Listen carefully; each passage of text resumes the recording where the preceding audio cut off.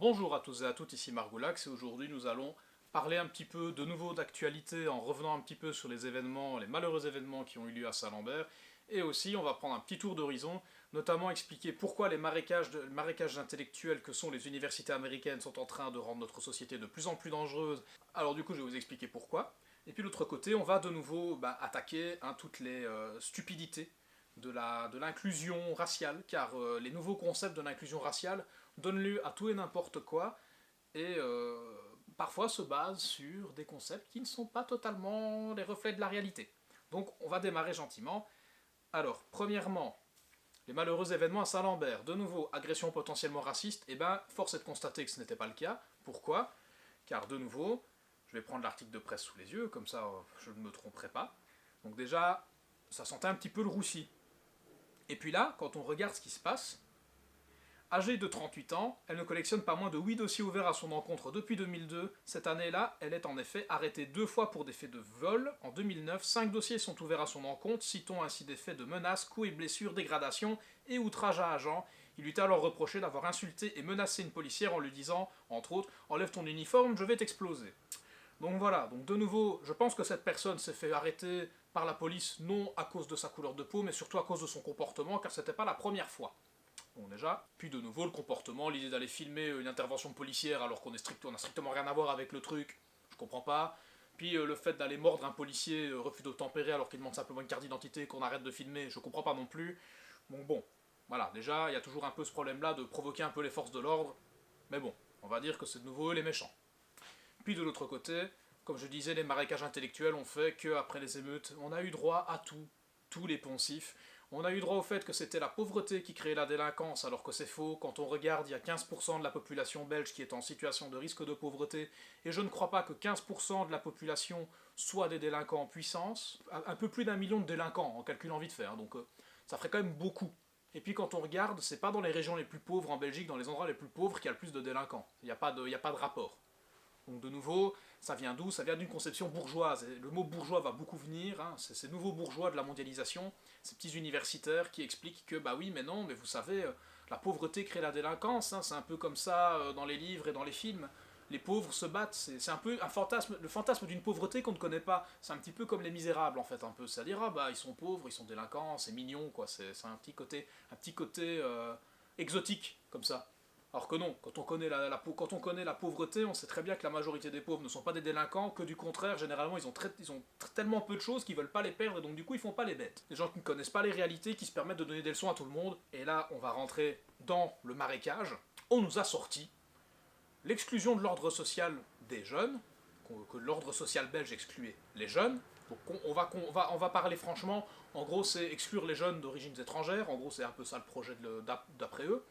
Et de l'autre côté, on nous a sorti les fameux privilèges blancs et la fameuse fragilité blanche aussi. Alors, on va s'attarder un peu sur le privilège blanc. Qui a créé le privilège blanc? C'est une certaine Peggy McIntosh, qui n'est autre qu'une universitaire blanche. Ça commence mal, déjà. Certains parleraient d'ethnomasochisme, peut-être, mais bon. Donc du coup, elle est un petit peu ce contre quoi elle est censée lutter, premièrement. On parle aussi quand même d'une femme qui donne des stages chez Coca-Cola en leur disant qu'ils doivent être moins blancs dans leur comportement. Alors c'est quoi un comportement de blanc? C'est quoi un comportement de noir? C'est quoi un comportement d'arabe? Je ne sais pas, mais visiblement, elle semble avoir la réponse. Donc déjà, il y a ça. Et on va lire un petit peu ce qui a servi de corpus idéologique pour définir les privilèges blancs, car je les ai ici. Et donc nous avons, si je le désire, je peux m'arranger la plupart du temps pour être en compagnie de gens de ma race. C'est sorti en 88, hein, donc l'idée de race, bon voilà, hein, c'est de mon ethnie, on va dire ça, de mon groupe ethnique. Bah, les gens choisissent les personnes qu'ils fréquentent premièrement dans leurs milieux amicaux. Si vous voulez fréquenter que des personnes qui vous ressemblent, ça vous regarde.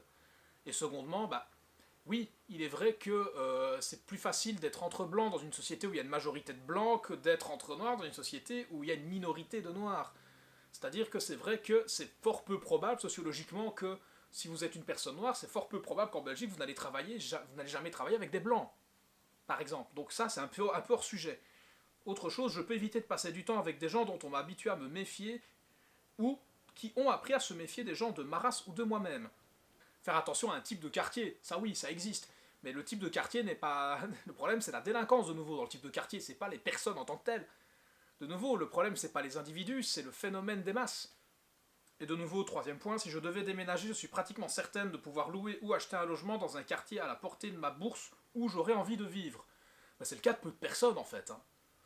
Moi, j'ai pas choisi où je voulais habiter. Notamment quand il y a des agences immobilières qui demandent 4 fois l'équivalent du loyer en termes de revenus, qui demandent 3 mois de fiche de paye, qui demandent un contrat de travail, qui demandent un garant. Bientôt, on va vous demander un arrêt en garantie. Donc, c'est davantage un problème de classe qu'un problème de race. Et de nouveau, il y a des lois. Les agences immobilières ne peuvent pas refuser des gens sur base de leur race. Et elles doivent prendre les locataires en fonction de leur présentation, entre guillemets. Et encore, c'est même pas vraiment ça. Et surtout sur base de leur solvabilité, car ils font une enquête. Donc c'est surtout sur base de ça. Donc de nouveau, c'est un problème personnel, mais pas un problème d'organisation de l'État. De nouveau. Alors, 5. Je peux, la plupart du temps, aller faire mes courses seul en étant assez certaine de ne pas me faire suivre ou harceler. C'est pas le cas. C'est clairement pas le cas en fait. Hein. On a même carrément dû faire un nouveau type de force de police en Belgique pour éviter le harcèlement sur les femmes. Et du coup, en fait, ça fait un peu ça sous-entend en gros que le harcèlement sexuel et le harcèlement en général ne concerneraient que les personnes d'origine étrangère et pas les blancs. Ça va pas être, c'est pas très sympa pour toutes les filles qui se sont fait violer, etc., qui sont pas des personnes d'origine étrangère. Hein. Donc de nouveau, ça c'est du fantasme, ça n'existe pas. Alors je peux allumer la télé ou regarder la première page du journal et voir les gens de ma race sociale largement représentés. Race sociale, c'est quoi? Alors race sociale, à mon avis, elle fait un mélange entre couleur plus classe sociale. Bah ça dépend. Il y a une majorité d'ouvriers, il y a beaucoup plus d'ouvriers dans le monde du travail que ce qu'on pense, et pourtant la représentativité des ouvriers dans les médias en Belgique est nulle. On représente beaucoup plus d'employés et de cadres. Donc déjà, il y a ça. Rien que du point de vue de la classe sociale. Puis de l'autre côté, de nouveau, est-ce que c'est étonnant d'avoir un présentateur blanc, par exemple, d'un journal de télé en Belgique ou en France? Est-ce que c'est étonnant d'avoir un présentateur de télé chinois en Chine? Ça n'empêche pas qu'il peut y avoir des présentateurs d'origine étrangère. Je veux dire, on ne doit pas les sélectionner sur base de ça. Mais de nouveau, sociologiquement et en termes de quantité et de proportion, il est beaucoup plus probable que nous allons tomber sur un présentateur blanc dans un pays où il y a une majorité de blancs que sur une personne noire ou asiatique. De nouveau. 9. Si je le veux, je suis presque sûr de trouver un éditeur qui publiera cet article sur le privilège blanc. Or, le milieu de l'édition, c'est un milieu de copinage, et c'est un milieu de nouveau où c'est un entre-soi. C'est un privilège bourgeois de savoir se faire éditer. Se faire éditer, c'est une galère. Je connais des gens qui veulent se faire éditer, ils n'y arrivent pas. C'est pas parce qu'ils sont blancs qu'ils vont y arriver. Car justement, ils sont blancs et ils ne se font pas éditer. Car on n'a pas les relations, on n'a pas les copains. Généralement, les 3 quarts des gens maintenant passent par l'auto-édition. Pourquoi? Parce que justement, c'est beaucoup plus compliqué de rentrer dans les maisons d'édition, car c'est un entre-soi bourgeois qui, en gros, quand on n'est pas adoubé par les bonnes personnes, on ne peut pas y entrer. Mais ça n'a rien à voir avec la couleur de peau, de nouveau, c'est un privilège de classe. Donc, de nouveau, erreur de concept. 15. Je n'ai pas à éduquer mes enfants à être conscients du racisme systémique pour assurer quotidiennement leur protection physique et psychologique. Alors, il faut savoir que le concept est américain. Aux États-Unis, ça, à la rigueur, cet argument, il peut passer. Mais ici en Belgique, absolument pas. Il n'y a pas de racisme systémique en Belgique, et il n'y a pas de policiers redneck qui s'amusent à arrêter et à tirer sur des personnes d'origine étrangère en Belgique, ça n'existe pas. Certains vont me ressortir l'affaire Maouda, non. Hein, on n'a pas tiré sur la camionnette de l'affaire Maouda parce que c'était des gens d'origine étrangère, surtout parce que c'était des passeurs en délit de fuite. 16, celui-là il me fait rire. Je peux parler la bouche pleine sans que les gens ne réduisent son comportement à ma couleur. Honnêtement, qu'on soit noir ou je ne sais quelle couleur, on parle la bouche pleine devant moi, je vais juste vous traiter de crado. Hein. Enfin, je veux dire. Le 17, c'est je peux être pratiquement certaine que les professeurs et les employeurs de mes enfants les toléreront s'ils répondent aux normes de l'école ou du lieu de travail. Mes principales inquiétudes à leur endroit ne concernent pas les attitudes des autres envers leur race sociale. Bon, 17, en fait, je pense que la principale inquiétude des parents aujourd'hui, c'est surtout de savoir si leurs enfants vivront au moins au même niveau social qu'eux, et ce qui semble pas vraiment être le cas aujourd'hui. Donc le fait de correspondre aux critères scolaires et professionnels d'une société dans laquelle vous vivez, c'est normal. C'est logique. Je veux dire, vous n'allez pas aller en Allemagne pour travailler que 20 heures par semaine. Parce que là-bas, la moyenne d'heures, c'est 45 heures. J'exagère, mais voilà.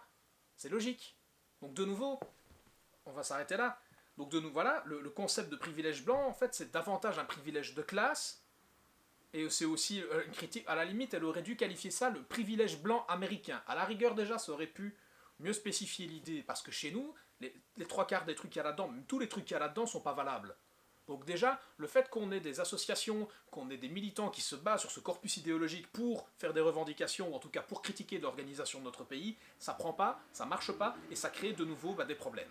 Car justement, on utilise des concepts dénués de tout sens qui sont ancrés dans aucune réalité, et donc du coup, ça donne des émeutes et des gens qui pensent que la Belgique est un État raciste, limite un État suprémaciste blanc. Alors certains du camp que j'exprimais dans la dernière vidéo, c'est-à-dire, on va appeler ça la nouvelle gauche, les gens de la nouvelle gauche me diraient que je suis quelqu'un qui souffre de fragilité blanche. Alors le concept de fragilité blanche, en gros, c'est d'expliquer qu'on ne peut pas parler de racisme avec un blanc et que c'est très compliqué d'en parler. Mais quelle blague!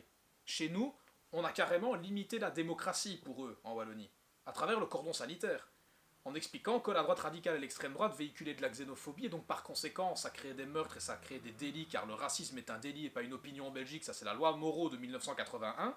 Donc il y a la loi Moreau plus le cordon sanitaire, et de nouveau il y a aussi une loi de discrimination positive en Belgique qui est sortie en 1998, qui en gros met en place des systèmes financiers et des systèmes d'accompagnement pour les personnes dans les écoles, etc., d'origine étrangère et d'origine défavorisée. Quel pays raciste met ça en place? Quel pays raciste se permet de poursuivre ses policiers quand, de nouveau, on explique qu'ils ont eu des comportements racistes avec des gens? Donc l'idée de l'ordre social qui exclut les jeunes racisés, c'est juste de la théorie, car ça se fracasse contre le mur de la réalité. Si le problème est de savoir est-ce qu'on doit se conformer à la société pour y vivre, la réponse est oui, désolé, on doit se conformer à une société pour y vivre.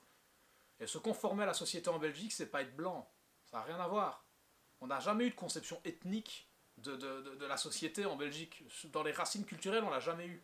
Comme en France d'ailleurs, ils n'ont jamais eu.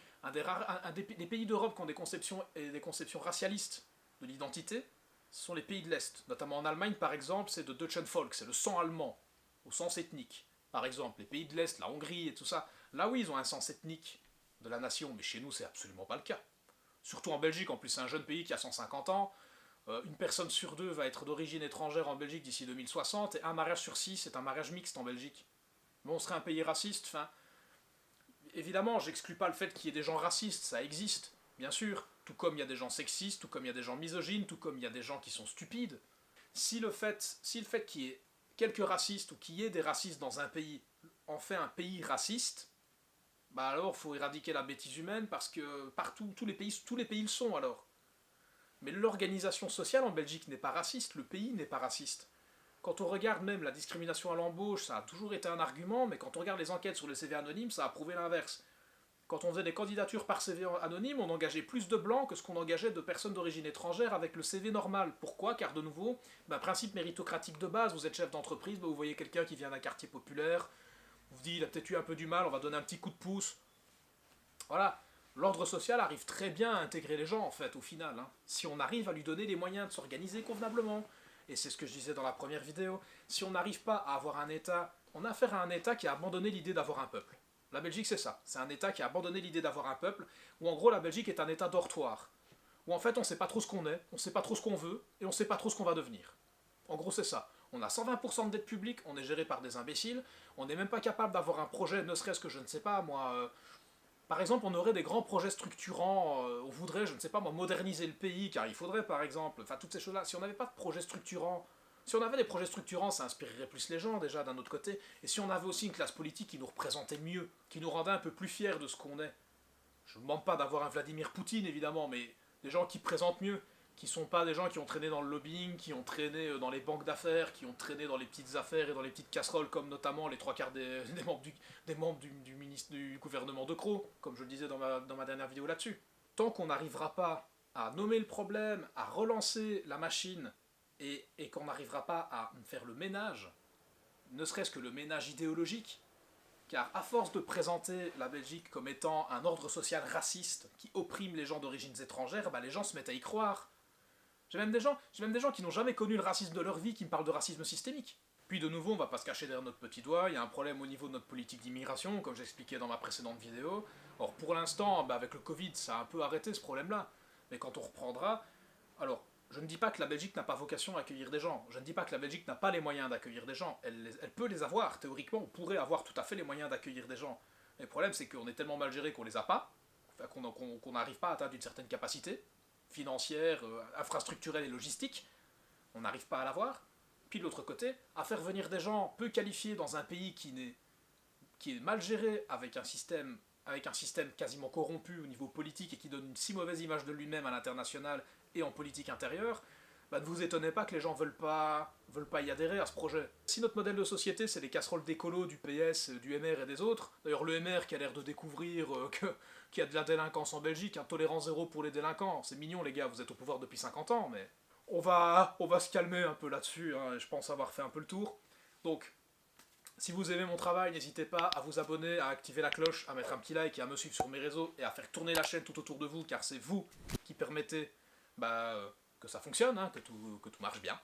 Et donc voilà, n'hésitez pas à commenter si vous êtes d'accord, et surtout à commenter si vous ne l'êtes pas, je suis ouvert à tout débat, tant qu'il est poli, respectueux, hein, vous le savez très bien. Voilà. Au revoir à tous et à toutes, c'était Margoulax.